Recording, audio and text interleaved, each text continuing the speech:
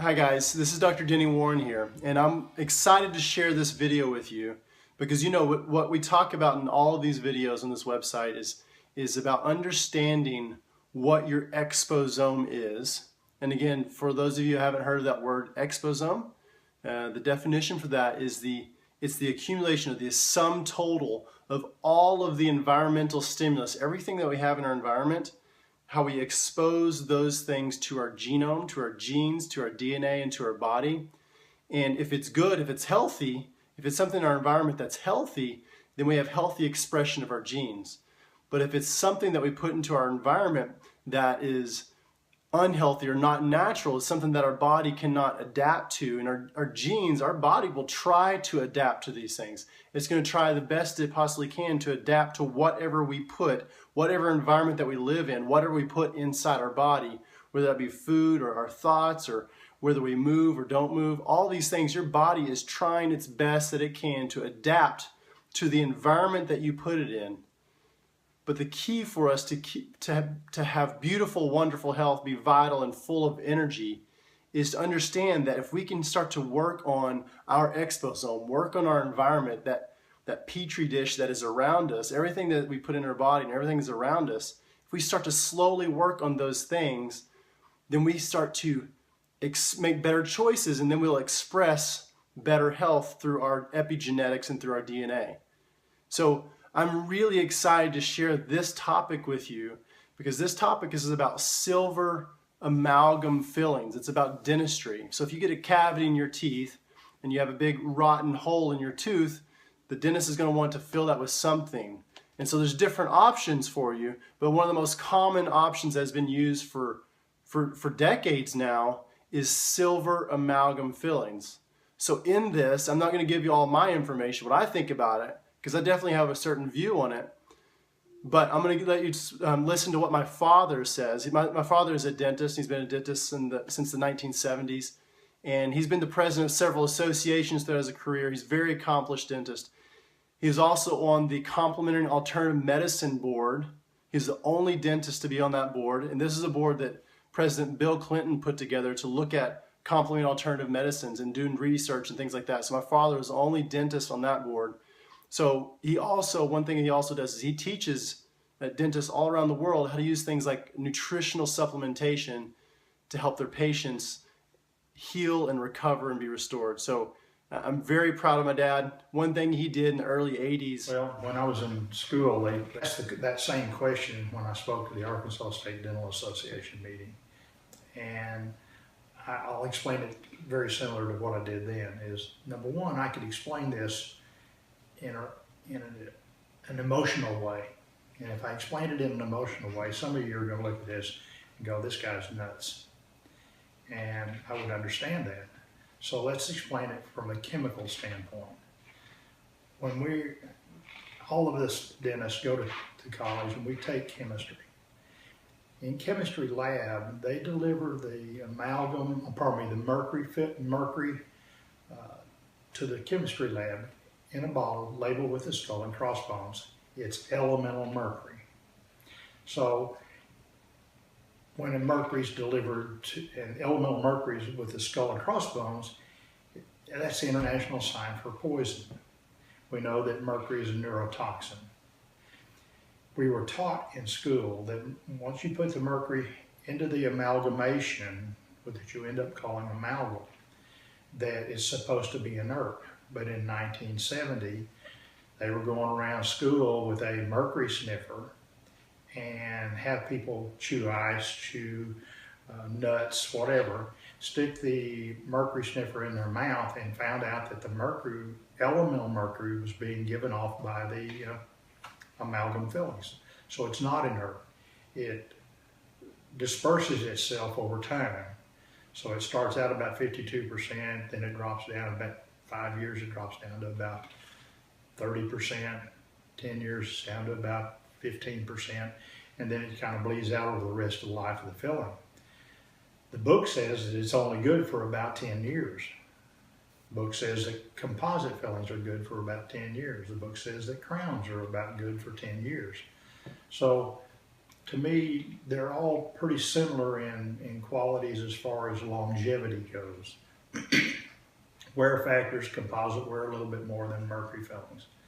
But my way of explaining this was they deliver this to the chemistry lab with the skull and crossbones on it. When they deliver amalgam, pre-capsulated amalgam to the office, it's got a skull and crossbones on the box.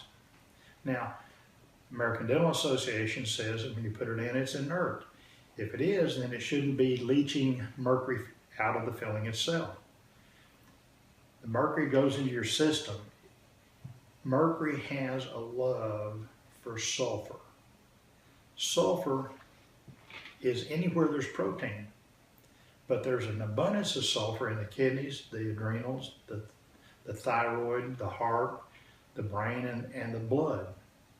And you know, if it latches on to the sulfur on hemoglobin, hemoglobin has 4 binding sites for oxygen. They're sulfide binding sites, sulfur.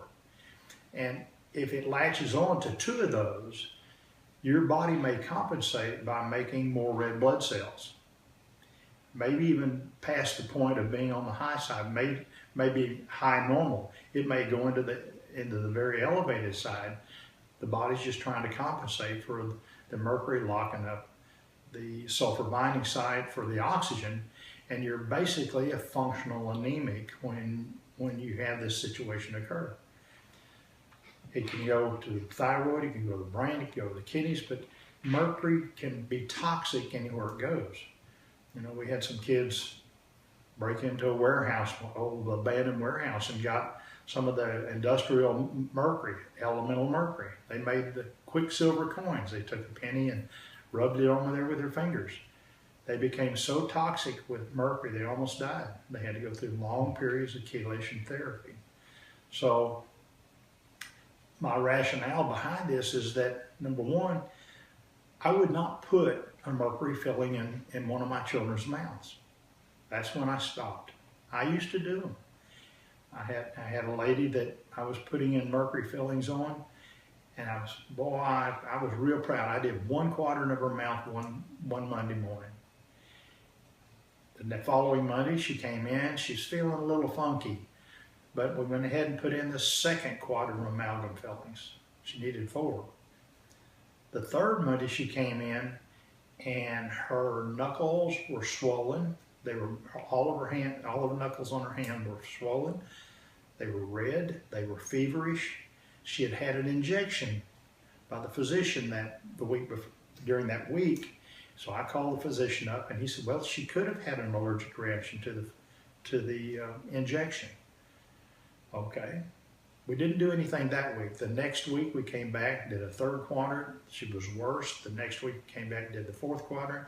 She was worse. She developed rheumatoid arthritis, huge swollen joints, debilitating pain.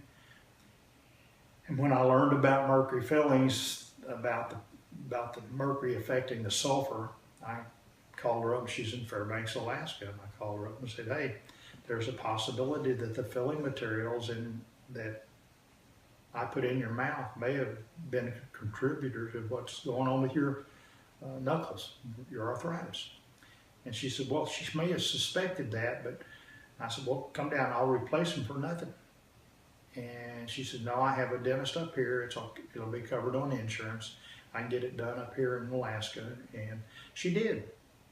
Now, the dentist didn't use precautions other than just a high-speed suction in the mouth, and that's it. But took them out. All the inflammation in her joints went away. Her knuckles stayed swollen because they were deformed at that point. But she had an increased range of motion and no pain. So, you know, those things can get well. Weird things can get well. We've taken mercury fillings out of patients, and